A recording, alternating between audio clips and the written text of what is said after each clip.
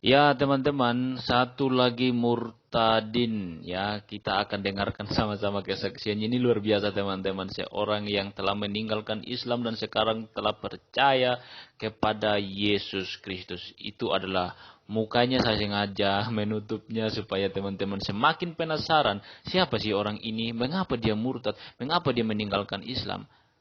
Simak selengkapnya video ini ya teman-teman, jangan di skip. Bismil abi wal ibni warohil kudus al ilahul wahid. Dalam nama Bapa, Putra dan Roh Kudus ketiganya yang esa. Shalom teman-teman, selamat datang kembali di channel Kristen Indonesia. Terima kasih untuk teman-teman yang sudah setia mendukung perkembangan channel ini lewat subscribe, like, komen, bahkan yang sudah share ke banyak media sosial teman-teman. Terima kasih banyak.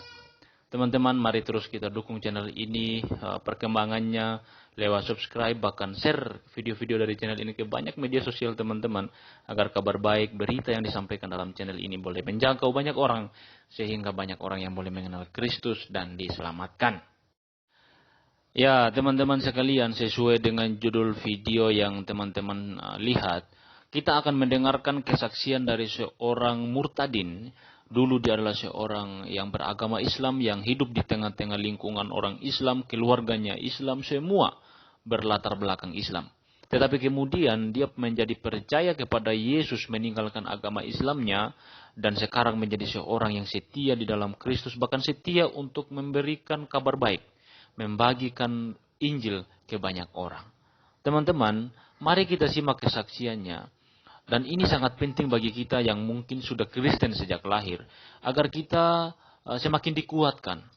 Bagaimana orang ini yang sangat radikal di dalam agama Islam sebelumnya, tetapi kemudian beralih 180 derajat ke agama Kristen. Ini sesuatu yang membingungkan kalau kita berpikir secara normal teman-teman. Tetapi di dalam Tuhan memang tidak ada yang membingungkan.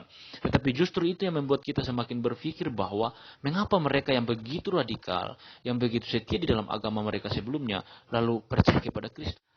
Kita dapat merenungkan ada apa dengan Yesus.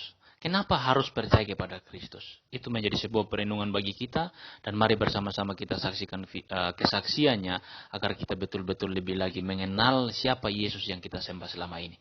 Selamat menyaksikan, Tuhan Yesus memberkati.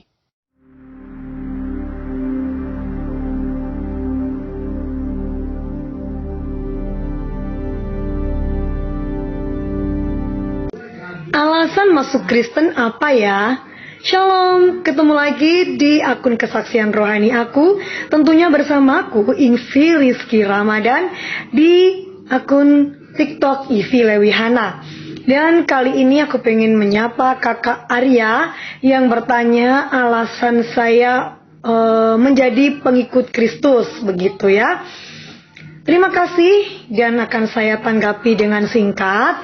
Banyak kesaksian-kesaksian rohani saya yang saya tuangkan di TikTok ini. Anda boleh lihat scroll ke bawah, atau juga di YouTube channel saya Ivi Lewihana jika ingin benar-benar lengkap ya bagaimana kisah dan juga secara terdetail gitu ya, terperinci perjumpaan pribadi saya dengan Tuhan Yesus Kristus. Tetapi jika Anda memang baru mengenal saya, tentu saya akan menjawab dengan singkat bahwa alasannya adalah Tuhan Yesus yang telah memanggil saya dari kehidupan lama saya yang penuh dengan nista dan dosa. Kemudian Tuhan juga mengizinkan saya mengalami suatu sakit penyakit sebelum saya mengenal Tuhan tentunya. Kemudian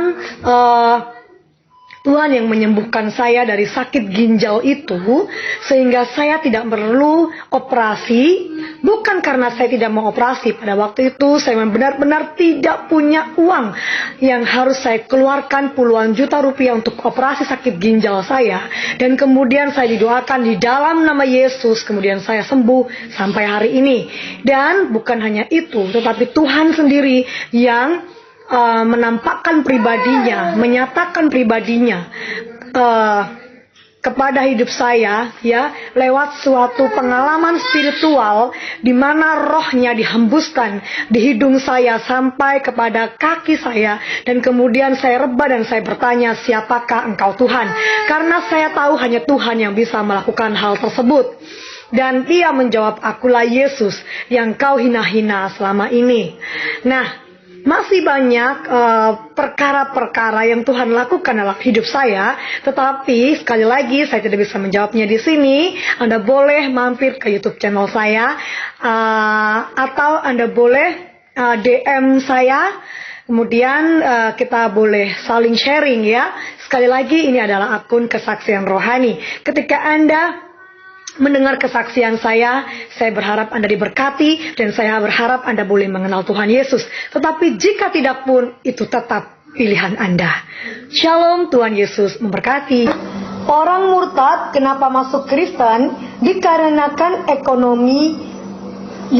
ekonominya beliau terhimpit, gitu ya, menurut Kak Muhnur atau Ibu Muhnur ya. Terima kasih buat tanggapannya. Ini adalah komentar Ibu saat saya menjelaskan kenapa saya masuk Kristen. Nah, shalom teman-teman. Selamat menjelang tahun baru ya, karena hari ini tanggal 31 Desember 2022. Dan saya senang sekali bisa menyapa teman-teman di akun kesaksian rohani saya. Seperti biasa, saya Ingvi Rizky Ramadan, seorang yang telah dimenangkan oleh Tuhan Yesus, kembali bersaksi dan menanggapi setiap komentar dari teman-teman. Nah, tanggapan kali ini adalah bagaimana Ibu tahu kalau misalkan alasan saya adalah ekonomi. Apakah Ibu tahu bahwa saat ini ekonomi saya begitu baik? Wah, puji Tuhan ya. Saya bersyukur karena saya hidup bukan karena kekayaan atau bukan karena harta atau fasilitas hidup, tetapi saya hidup oleh kemurahan Tuhan. Bayangkan saya adalah seorang single parent yang memiliki 2 anak kandung dan 1 anak adopsi yang Tuhan suruh untuk saya ambil dia, rawat dia dan mengenalkan dia kepada Tuhan Yesus. Dan saya adalah seorang sales yang dimana gaji saya UMR Surabaya saja, dan saya harus membayar atau mengupah ibu kandung anak saya yang saya adopsi itu. Saya upah untuk menjaganya, ya kan? Dan bayangkan saja UMR Surabaya dikurangi menjaga, kemudian bagaimana saya dan ketiga anak saya bisa hidup setiap hari? Kalau logika itu tidak bisa. Bagaimana Anda bisa mengatakan saya murtad karena ekonomi? Berarti saya kaya raya dong. Dan ketika saya kaya raya, saya nggak perlu bekerja dan nggak perlu bingung-bingung bagaimana saya menghidupi anak-anak saya. Tetapi yang nyata adalah setiap hari saya hidup oleh karena kemurahan Tuhan. Oleh karena kemurahan Tuhan, ku hidup sampai hari ini. Oleh karena kemurahan Tuhan, janjinya terjadi bagiku. So, terima kasih buat komentarnya. Saya harap kita semuanya bijak di dalam berkomentar. Dan saya harap juga Tuhan Yesus selalu menjamah setiap orang yang mendengar kesaksian. Masuk Kristen apa bisa selamat, Mbak? Shalom, terima kasih buat pertanyaannya dari Kakak Edi Budi Lestari. Terima kasih ya Kak Edi. Selamat malam juga buat semuanya yang menyaksikan akun kesaksian rohani saya. Saya Ingvi Rizky Ramadan kembali hadir menyapa teman-teman. Dan di pertanyaan kali ini, apakah masuk Kristen bisa selamat? Kristen adalah pengikut Kristus. Apakah pengikut Kristus bisa selamat? Nah, begini ya kakak, setiap orang yang sudah berdosa itu tidak akan bisa masuk ke dalam surga. Nah, masalahnya semua orang kan berbuat dosa. Nggak ada orang yang bisa mengklaim dirinya tidak berbuat dosa. Jadi, kita nggak bisa membuat parameter bahwa setiap perbuatan baik kita itu bisa menyelamatkan kita. Ya, karena kalau perbuatan baik kita dengan perbuatan jahat kita itu dibanding-bandingkan, pasti lebih banyak kejahatan kita. Itu sudah natur, itu sudah alami ya. Maka nggak akan pernah bisa masuk surga. Nah, Yesus lahir untuk menunjukkan kepada kita bahwa dialah jalan, dialah kebenaran, dan dialah hidup. Dan kemudian Yesus mati untuk dosa-dosa kita. Ya, jadi Yesus itu lahir untuk menunjukkan kepada kita, dialah jalannya. Dan kemudian dia mati untuk membayar hutang dosa kita. Supaya kita tidak mati kedua. Kita mati secara tubuh, kemudian kita dibangkitkan. Itu karena Tuhan Yesus sudah mati. Nih, saya bacakan Kisah Para Rasul 4 ayat 12. Dan keselamatan tidak ada di dalam siapapun juga selain di dalam Dia, sebab di bawah kolong langit ini tidak ada nama lain yang diberikan kepada manusia, olehnya kita dapat diselamatkan. Jadi, di bawah kolong langit ini nggak ada nama lain yang diberikan kepada manusia yang olehnya kita dapat diselamatkan. Nah, apakah Anda membuat keputusan untuk menerima Kristus sebagai Tuhan dan Juru Selamat? Saya Invi.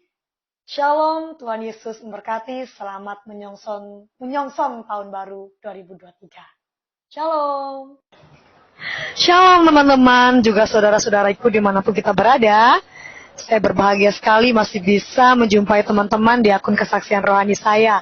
Saya Invi Rizky Ramadan. Saya seorang pemenang yang telah ditebus oleh Tuhan Yesus yang berasal dari kota Surabaya. Dan pada kali ini saya menyapa saudara kita yang bernama Kak Santa Brigita Salsa. Kak Salsa aja ya saya panggilnya. Halo Kak Salsa, apa kabar? Dan inilah komentar dari Kak Salsa.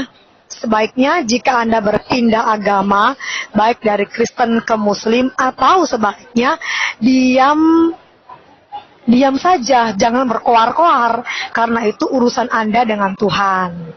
Terima kasih buat sarannya, dan saya tetap ingin menanggapi saran Anda, yaitu Kakak Salsa, koar-koar itu bisa dikatakan kalau kita pamer.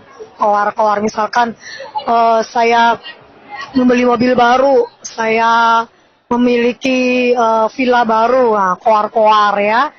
Atau mungkin saya memiliki pasangan hidup baru, nah itu bisa koar-koar. Tapi yang saya lakukan adalah kesaksian.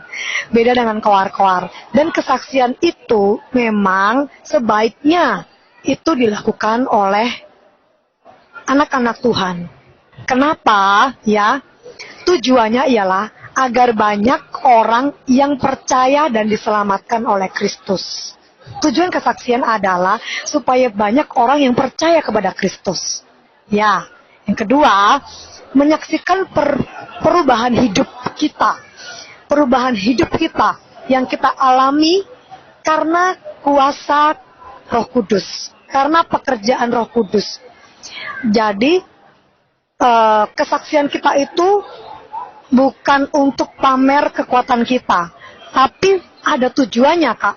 Justru tujuannya untuk menyelamatkan, supaya banyak orang yang diselamatkan oleh Kristus. Dan ketika kita menyaksikan perubahan hidup dari kehidupan yang gelap menuju hidup yang terang oleh Kristus. Nah, itu kita menyaksikan pekerjaan Roh Kudus. Karena tidak ada satu orang pun yang bisa mengubah hidupnya kalau bukan kuasa Roh Kudus. Jadi, sudah clear ya bedanya kesaksian dengan koar-koar. Dan saya akan tetap dan terus bersaksi untuk kemuliaan nama Tuhan Yesus. Shalom, God bless you. Shalom semuanya, kembali lagi saya Invi Rizky Ramadan hadir menyapa teman-teman di akun kesaksian rohani ini. Senang sekali juga pada tanggal 1 Januari ini saya bisa ibadah lagi. Saya masih dibolehkan untuk menyembah dan memuji Tuhan ya. masih diberikan umur untuk menikmati tahun baru 2023 ini. Dan kita semuanya tentunya tetap ada di dalam sukacita dan damai sejahtera yang diberikan oleh Kristus. Karena damai sejahtera yang diberikan oleh Tuhan beda dengan sukacita dan damai sejahtera yang diberikan oleh dunia ini. Nah, ada kakak Arfan Zikri yang sudah berkomentar di video saya yang berjudul apakah orang Kristen pasti selamat? Nah, kemudian saya sudah menjawabkan ya. Dan kakak Arfan ini berkata, udah dijamin selama kamu mengakui Tuhannya, mau ngapain aja udah ditanggung. Jadi menurut kakak ya, kakak ini berpikiran bahwa ketika anak Tuhan sudah menerima keselamatan dari Tuhan ya, sudah menerima bahwa sudah mengakui juga bahwa Yesus Kristus adalah Tuhan. Lalu kita anak-anaknya boleh berbuat semaunya. Dan itu tetap diselamatkan. Itu menurut kakak. Ya, kakak, keselamatan memang dari Tuhan Yesus. Artinya Tuhan Yesus adalah juru selamat. Bedanya begini. Ketika kita percaya kepada Tuhan Yesus selamatkan. Bukan karena kebaikan kita, bukan karena perbuatan ibadah kita diselamatkan, bukan karena itu, tapi karena memang Tuhan Yesus memberikan kasih karunia lewat penyalipannya. Tetapi Tuhan Yesus tidak untuk dicobai. Jangan pernah mencobai Tuhan. Ya, kalau kita tidak menjaga keselamatan, kita tidak jaga hati, tidak jaga tubuh yang merupakan bait suci Tuhan, maka kita pun tidak akan pernah masuk dalam kerajaan surga. Kita harus memegang keselamatan dan menjaganya. Bedanya apa dengan orang yang tidak percaya dengan Tuhan Yesus? Bedanya adalah ketika apapun yang dilakukan, kebaikan apapun dan ibadah apapun di luar Tuhan Yesus, tidak ada keselamatan. Saya berharap 3 menit ini kita dijamah Tuhan. Amin. Shalom. Jika karena dosaku, kerajaan Allah makin melimpah, apakah aku disebut orang-orang berdosa? Paulus, teruslah sebarkan kebohongan ke seluruh dunia. Hahaha. Selamat sore, kembali lagi saya Ingvi Rizky Ramadan hadir menyapa teman-teman di video kesaksian rohani saya. Sekali lagi bahwa akun ini adalah akun kesaksian, di mana kesaksian adalah berarti bahwa apa yang saya alami itu adalah kenyataan ya. Apa yang saya alami, bukan apa yang saya pikirkan atau apa yang saya ingin Anda pikirkan. Tetapi kesaksian adalah apa yang dialami oleh seseorang bersama dengan Tuhan Yesus ya. Dan tanggapan dari komentar ini, saya terus menyebarkan kebohongan ke seluruh dunia. Apakah Anda pernah saya bohongin? Apakah Anda merasa pernah saya tipu? Apa yang saya lakukan sehingga Anda menganggap saya menyebar kebohongan ke seluruh dunia? Saya mengikut Tuhan Yesus karena pertama, Tuhan Yesus adalah juru selamat bagi hidup saya. Yang kedua, bukan hanya keselamatan, tetapi saya merasakan pribadi Tuhan Yesus itu nyata di dalam kehidupan saya. Nah, bagaimana saya bisa mengatakan bahwa pribadi Tuhan itu nyata? Dia benar, dia itu hidup bagi orang-orang yang percaya kepadanya. Saat kita berdoa, saat kita percaya, dia memberikan suatu jawaban itu yang nyata. Penyertaannya itu bisa dirasakan. Dia bukan Tuhan yang ilusi. Dia bukan Tuhan yang jauh. Dia dekat. Dia mampu menegur kita, menghajar kita, mengajar, dan juga memberkati kita. Dia itu ada. Hadiratnya itu terasa. Mungkin bagi kita yang tidak mengetahui atau tidak mengalami apa yang saya omongkan ini adalah lelucon atau suatu dongeng atau halu. Tetapi saya percaya setiap anak-anak Tuhan pasti merasakan Tuhan itu nyata di dalam kehidupan. Dia hadir. Itu yang disebut dengan hadiratnya. Di hadiratnya aku puas, di hadiratnya aku tenang. Terus rasakan hadiratnya.